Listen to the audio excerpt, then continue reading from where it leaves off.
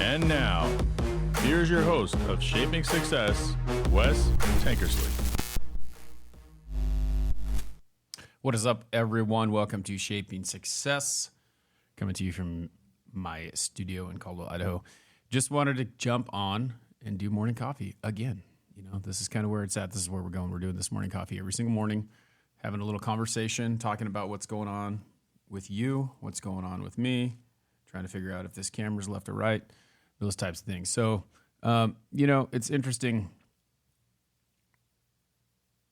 Sorry about that. So we're live on TikTok. We're live everywhere. CC, how are you? I want to talk to something that's a little bit Nikki in the house. You guys want to join the conversation over on YouTube, go to Shaping Success with Wes Tankersley and subscribe. I just hit some goals this morning. It was kind of funny. I don't know where it's not going to be here. It's in my email.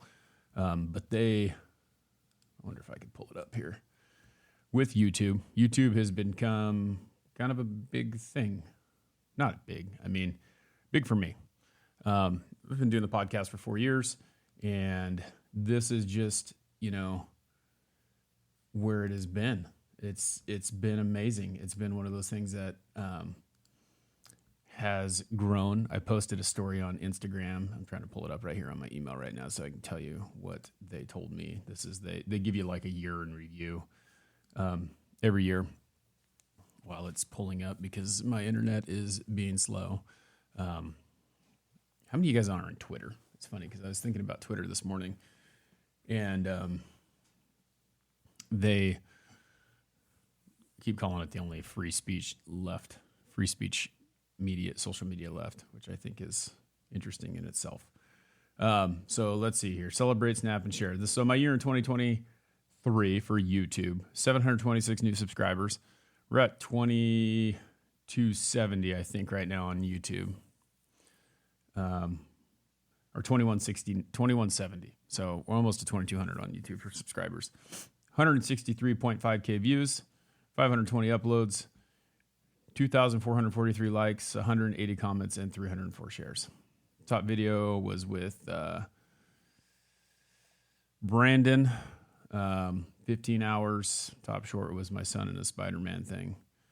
And then the top live stream, morning coffee. You know, I mean, the morning coffee is blowing up. It's one of those deals that I think that has kind of helped to get that going. With that being said, you know, there's still the podcast. We're still doing the audio portion of it. And those are going. I had 617 downloads in the last 30 days, which is not a ton, but we're at 45 total downloads. And it's funny because I keep getting these emails from people asking to be guests. They don't know who I am. They act like they've listened to the show. They really enjoy it. They think it's great, blah, blah, blah, blah, blah. And someone's like, well, you know, it's great. You almost are at, you're almost at 200 episodes. Yeah. I passed 200 episodes a long time ago. I'm almost at 300 episodes. What is up, Jazzy? Clarity Anchor. Good to see you over on YouTube. So I thought that was kind of funny because there is a lot more episodes than that. You know, I'm at, I have over 250. So the next big achievement is 500. Castle Laddie, thanks for all the likes over on TikTok. It's great to have some people over there as well. So I think it's just kind of funny. 273 episodes published, and the guy was like, oh, yeah, thanks, congratulations, you're almost to 200. And it's like, I'm almost to 300. And then you, like, pick a short clip, and then you talk about the interviews and all that stuff that you really don't know about. So, interesting. I appreciate people, like, reaching out to me. So, like, the nice thing is now I don't have to go search for guests if I want to do an interview because I've decided that I don't necessarily need to do all the interviews that I was doing before. But if I find one that I like, then I can interview them, and I can make those choices now. I don't have to interview every single person that reaches out to me. So I want to bring stuff that brings value to me as well as to you, and I think that there's a lot of times these people just want to get on a podcast. And, you know, it's weird because the best way to get your name out there on a podcast is to be on someone else's podcast, and I'm not on very many other podcasts. So But I'm not going to push that. If people want me, they're going to ask me to be on there. And I know that part of marketing is pushing yourself to do that as well. Melinda over on TikTok, good to see you. This is going to be a little interesting topic, okay? I know that we pull up things, and I was going through my comments yesterday, and I started to realize on TikTok, because and when I say I'm going through my comments on TikTok, I go through my comments on everything that pops up, but I've tried really hard to like comment and acknowledge when people respond. And so typically, like if you comment with an emoji, I do a heart, I like it. If you make a comment, I try to comment back, at least something or an emoji. Because a lot of times, like you think about it, it's like, good morning, great words, blah, blah, blah, blah, blah. Like, but then someone actually says something that elicits a response. So then I'll do a video reply, which is great. And that's the way that I typically do things. But it's gotten pretty crazy. It's been crazy for a while, but I've gotten to the point where I'm so freaking busy. Like yesterday, we had a bunch of stuff to do around here. I worked all day, and then I came home and I worked for another 2 hours at the house because we finally decided we're staying. So since we're staying, there's a whole bunch of crap we got to do. The one place that's been neglected, the old studio. But that will be changing as soon as I get the stuff that I need. I got some bookcases that are going over. I'm pointing over there, but you can see stuff on the ground still or whatever. But my bookcases are going to be going in there. And then once those go in, then I can start putting all my stuff up here and set this thing up so it's like someone walks in and it's somewhere where they want to be. But all the things up until now have been kind of rough, and they've been kind of tough, and they've been things that we've worked through. And I commented something yesterday that was or a couple days ago, I posted a video about, actually yesterday's topic, right? That, we get stuck in this place where we think that life is pretty bad. And, this Adelita's Way song I was listening to, somebody wishes they were you, really hit me because, in a world you can change, in a life you choose, someone out there, somebody wishes they were you. And that happens more than people think. Like there is someone out there who has it much worse than you. And you may sit there and think that you have it the worst out of everyone, right? But there is someone who's got it worse than you. And there are so many bad things that can happen to you every single day, but they're not really that bad. You just take them as bad. You don't take them as stride. I talked about being locked out of my truck. And I don't know, like the first 2 minutes that I got locked out of my truck, I was trying to think about how I was going to get in there, and like all these emotions went through my head, and I was like, one of the things I wanted to do was just slam my elbow into that glass. But then after I got through it, I just started thinking about it, and I'm like, I'm okay. I'm here. I'm on the side of the road. There's people driving by back and forth. Someone could stop. I could use someone's phone. And then when I started to really like get back and think big picture, I realized that I had my watch on my phone and I can make a phone call. And it wasn't going to be that big of a deal if I was late to my next appointment, or it wasn't going to be that big a deal if I missed my appointment. People are going to be understanding of what's going on, So it was an interesting day for sure. But then I started thinking about it. I made a post a couple weeks ago because I was watching one of my former guests, Dougie Hall, got on, and he says a lot of stuff that is, to me, it's kind of the same way that I think about things. You relate things to your life in everything that you do. And when I do that, I realize that, this is how that's related. This is how I could use this. This is how I could not use this. Let's see. Cece says gratitude for things that don't happen and could have always been worse. Exactly. 100%. And that's what I'm talking about. It's like, even though there's a bad situation that happened, there's a reason why it happened, because what could have happened if it did happen? There's reasons for that. And I think that having faith in what's really happening and knowing that no matter what, the right thing is going to happen. You talk about making those choices. And this is a really crude example that my friend Dougie Hall, who was on the podcast, pulled up, but it is honestly truth. Okay. So I remember growing up when I was a kid in California. My grandfather had this 3-rail white picket or 3-rail wood fence like I have in the front, but mine's vinyl because that's the way they went now, because no one likes painting the wood fence all the time. And he went out there, every post is like, it's a round post with 3 rails of 2x6 across it. It's just kind of a ranch style fence. And he'd go out and he'd plant flowers on the side of there. Like he'd go out and he'd plant bulbs. And I went out there one day and I saw him, and he would go out. He had horses and he had cows and he had all that stuff. And I'd go out there and he'd be planting these flowers, and then he'd stick a pile of horse crap around them. And you're sitting there going, well, why would you do that?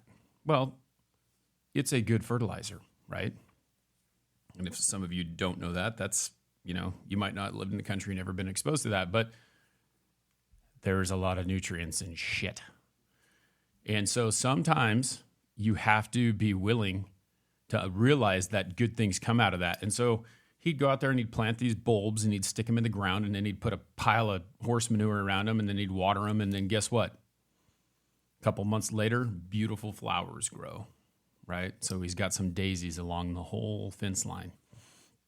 And I think that we forget that sometimes we have to go through the shit in order to come out on top, to come out beautiful, to come out who we need to be.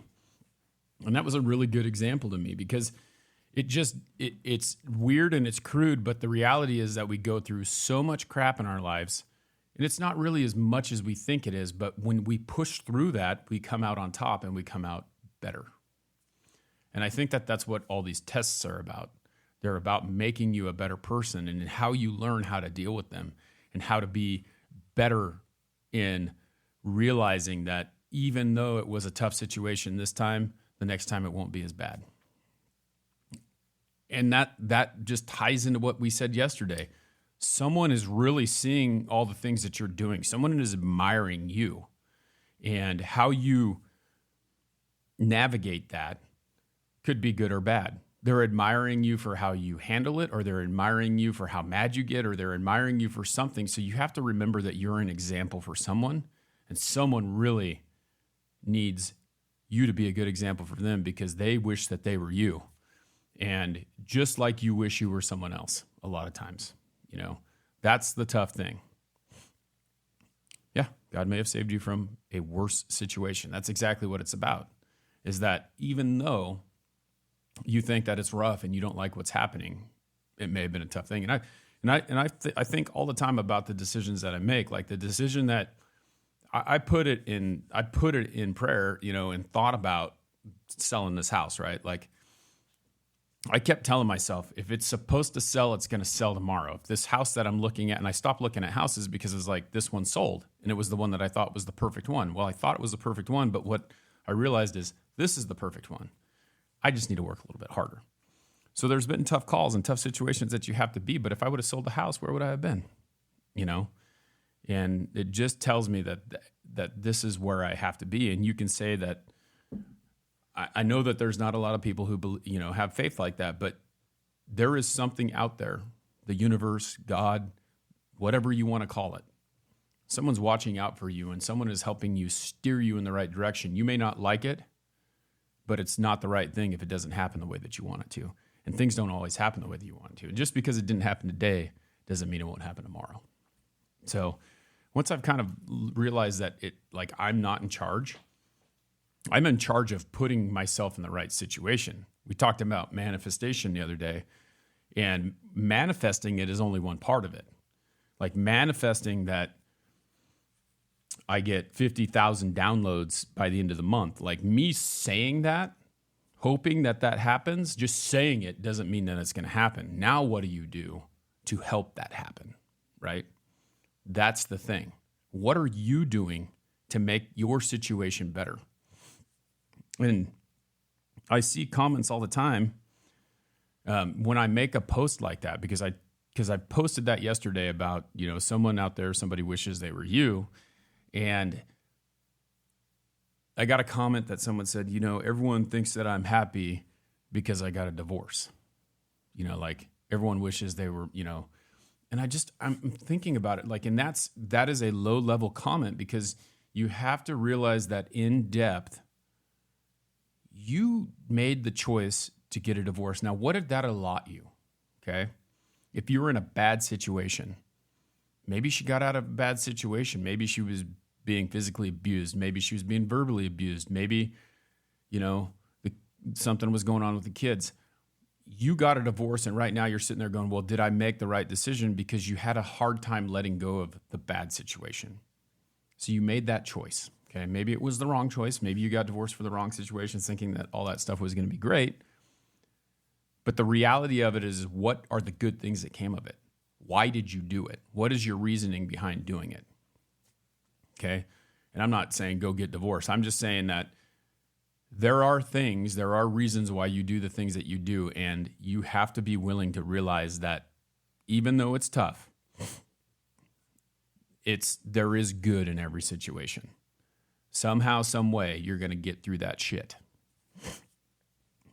And I think that we